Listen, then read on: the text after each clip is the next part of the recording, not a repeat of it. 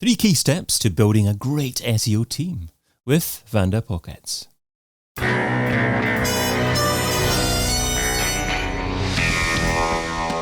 The In Search SEO Podcast is brought to you by Similarweb, helping you build better SEO strategies with digital intelligence, insights, and data. Hey, it's David. You've been carrying out SEO by yourself for a while, but now you need to start building a team to support you. What are the key steps that you need to follow to build a great SEO team? That's what we're covering today with a lady who earlier on in her career was initially categorically against getting into SEO. She's spoken at various prestigious SEO events including Brighton SEO, SMX Munich and International Search Summit Barcelona, and is currently SEO lead at Leidenzila. A warm welcome to the In Search SEO Podcast, Vanda Pókecz. Hi, David. Thank you so much for having me. Yes, I was against getting into SEO, but now I love it. Why were you against? I actually did my master's in digital marketing. So I didn't get into SEO the traditional way, right, of stumbling into it or something like that. I actually studied it, surprisingly. So why did you dislike it then? Tell me. Oh my God, it was just, so much theory and then I did some client work as well as we had to during our masters and could see no results, right? Because this assignment was going on for maybe 3 months, which is just not enough to see results in SEO. So I think that was what had it for me. That's what made me not like it so much, that I could just not see the perks within my time with the client. And then you turned black hat and you got your results straight away. Exactly. Keyword stuffing all the way. Well, yeah, not the truth, honestly, but you can find Vanda over at leidenzila.com. So Vanda, today you are sharing 3 key steps to building a great SEO team, starting off with number 1, understand your status quo. What does that mean? Yeah, so actually, maybe before we even jump into that, you very well explained that one of the ways to have to build a team is if you were the only one, right? And now you're ready to build a team. That's usually when there's a smaller company maybe, and now you can build a team. Great. But there's also other ways, right? For example, if you get into a team as a new lead, and then now you can restructure and build a team that matches your vision, etc. Or maybe you are an SEO lead who has the budget to expand their team, which I know is difficult to imagine right now, but it's definitely a possibility. So if you are, in any case, building a team, yes, I think your first step is obviously understanding your status quo. But to do this, you actually have to answer a few questions, I think, and maybe even more, depending on your situation. And you can, of course, also build in a little bit of interviews with stakeholders and if you have an existing team, etc., to understand what's going on. So what are kind of the questions, right, that you would need to answer yourself? I think the first important one is really how reliant your business is on SEO traffic, right? If you're an existing company, what is your traffic mix? But most importantly, what is your goal, right? What do you want to achieve, so to say? And I mean, we all know that it can take some time to build up, SEO success, but for long-term success, it's definitely important.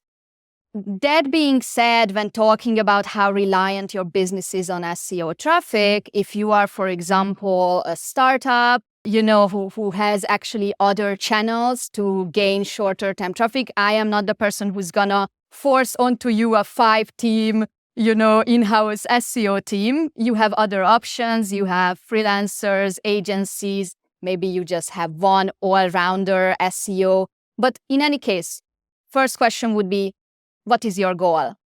Is SEO one of your main channels for driving that traffic? Great. Okay, so what you're essentially saying is if you have been doing SEO by yourself, try and be impartial.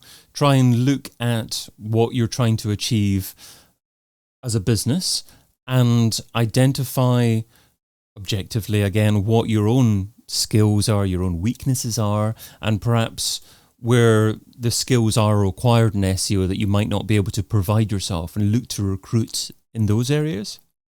Yeah, I mean, that would actually be another question you need to answer is what is the skills that you have within your team or in yourself if you are the team so far only? And also, what are the teams across the what are the skills, across the organization, not only within yourself or your team? And this would then move us on to our second step, but in general, there's a few other questions I think that you need to answer to understand your status quo as well. Okay, you tempted me with a few other questions. What's an example of one or two other questions that you need to ask as well? Well, first of all, you need to then also understand the level of understanding of the importance of SEO in the company, especially in management, right? Because that will show you how much you can push through your vision when it comes to the team setup. And also in general, your strategy will for sure depend on understanding this. And you may actually need to start with some education and lobbying before you can get the resources that you need. Good thoughts there. And that brings us up to number 2, which is identify what skills you need. Yes, so now that you maybe answered a few more questions and have your status quo down, and you identified what skills you have within your team or yourself and also within your organization, you do need to take the second steps of actually identifying what skills do you need within your SEO team specifically to achieve your goals. So this is your future ideal. Obviously, you need some prerequisites, for example, having a strategy or at the very least a vision, some goals. And then you need to think, are you a large enterprise platform, for example, who needs continuous tech SEO attention, content scaling, automation? Or are you a small omni-channel shop, for example, who needs local SEO optimization? Are you present internationally? Do you need local language and cultural knowledge within your team, for example? So this is why today I will intentionally not tell you about any perfect SEO team setup because in my opinion, there is no such a thing. There is no all size fits all, so to say. You really need to match your team to the goals that you have, the needs that you have, your company have, and then bring in the skills you don't have currently. You talked about working within an enterprise. So if you do work in an enterprise, then ideally, do you want to recruit SEOs who have had experience working in other large enterprises? Or is it simply better just to focus on specific skills as opposed to types of companies that they've worked for beforehand? That's a very good question. And I think that it can definitely be beneficial to recruit people, especially when you're looking for seniors with a specialized skill set, right, that they acquired during their years working for another enterprise. But for me personally, as a lead, that wouldn't be a factor that would close out another candidate who maybe didn't have experience with this. Because now we can bring it back. If, for example, we are expanding further into other markets, etc., maybe all I need is a well-rounded SEO who is also having that cultural and language knowledge, as an extra skill. So again, very beneficial to have that previous experience, but I wouldn't close out a candidate just because they don't have it. Understood. So essentially, working in a similar company is probably icing on the cake, but it's not the most important thing. And perhaps if you've identified 2 different candidates that have better skills, it's the better skills to go for probably most of the time as opposed to experience in a closely related company. Yes, that would be my approach. Okay. And one other thing that I'd like to touch on as well, in-house or outsource to perhaps freelancers, because one of the ways that you can recruit an SEO team is perhaps use some kind of freelancing platform and perhaps just get people who aren't direct employees, perhaps on a part-time basis. Are there pros and cons with having SEOs in-house versus perhaps outsourced through some other platform? I think you definitely pros and cons, but I think you need to understand the topic in hand, right? For example, maybe you decide that you outsource your off-page SEO PR efforts because you are maybe not planning to work on that every day and every week, but you plan to do that on a campaign basis. And you feel that you can outsource that to an agency who is specialized on that. maybe then that's a good option for you. In general, for companies who are, more established, I would definitely advocate for like an overall general in-house SEO team, and then outsourcing for specific tasks, so to say, that are on a more limited basis and not on a continuous need, so to say. And the third key step to building a great SEO team is keep an open mind and embrace change. Yes, I know that this is a little different. This does not necessarily sound like a step, but I think it's very important to talk about this. And so why? Well, first of all, building an SEO team may actually start with destruction. If you are a new lead who comes in to an existing team and you have a vision, you have a strategy, and you find that your current team is not matching that, you may need to break down the existing team and restructure, and that is not easy at all, but sometimes it is necessary. We also need to fall into things like striving for seniority, because pushing seniority purely for the sake of seniority, because it's very nice to have a very autonomous team, but sometimes a mix of experience and curiosity can actually be even more beneficial. And I find that curiosity often comes from less senior team members who are trying to really, push themselves and explore the SEO world.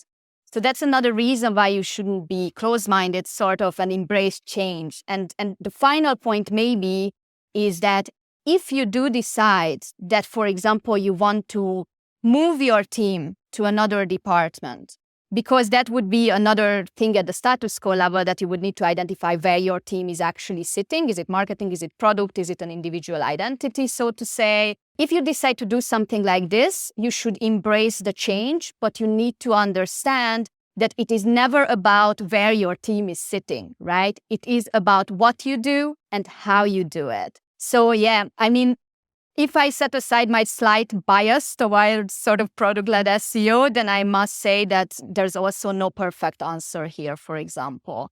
But again, we should embrace change and draw with it, but be careful. And talking about bias, you can't have a lot of experience and be curious as well? Of course you can. Yes, no, that's absolutely possible. And that's like, I think, the perfect scenario. So that is nothing against very experienced people. We very, very much love that, right? But you need to keep that curiosity alive, I think, also as you become more senior and more experienced. You need to try for keeping that curiosity alive, for sure. Absolutely. And you started off your point by talking about it might be necessary to break a team up when you get going to begin with. And that sounds quite savage, but it might be necessary. How do you identify whether or not you do have to break a team and actually perhaps recruit again, and that the existing team just can't deliver what you're looking for? I mentioned that because I actually have experience with that, not as a lead, but as a team member. And I see something like that happening when there is a bigger change in general. So for my team, it happened when we moved from the marketing department to the product and engineering department. And when we were sitting in the marketing department, we had a very big team. We were focusing a lot on off-page SEO, but of course also on-page, etc. But when we moved to product and engineering and we shifted our focus and strategy, there was actually a lot of the skills that we no longer needed and a lot of the extra skills that we needed. So what you need to do then is you need to get to know your existing team members. You need to get to know the status quo, understand what skills everybody possesses, so to say. And then, unfortunately, you're going to have to make a call on who is to sort of remain and who is to get other positions offered or similar. So would try to not go for the harshest part, but sometimes, again, from experience, it's necessary and it can work out in a very positive way at the end. Let's finish off with the Pareto pickle.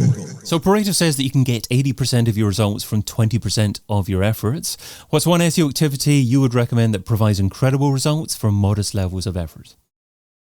Well, of course, I could just say that, if you have that perfect SEO team, then it's going to be working out. But I think I'm going to take this in another level.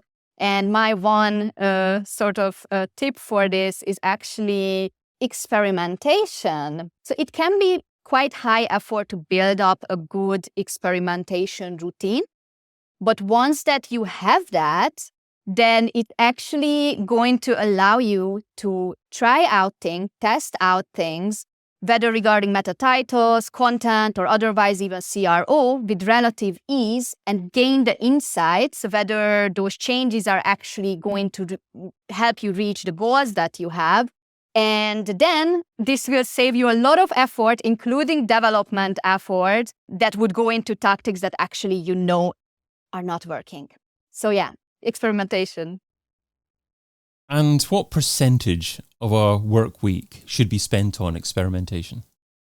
Oh, wow. That's a tricky question. I think in general, you should have a well-built-in continuous experimentation routine, but you need to keep in mind that for SEO experiments can go on for example, an SEO split test can go on for weeks or a month or even 2 months in order to gain significant results. So I would say that, you should continuously experiment, but I cannot tell you a number of 5 days a week you just work on experimentation. That wouldn't work either.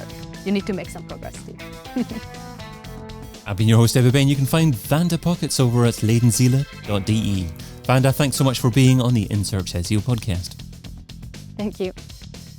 And thank you for listening. Check out all the previous episodes and sign up for a free trial of the Similarweb platform over at Similarweb.com.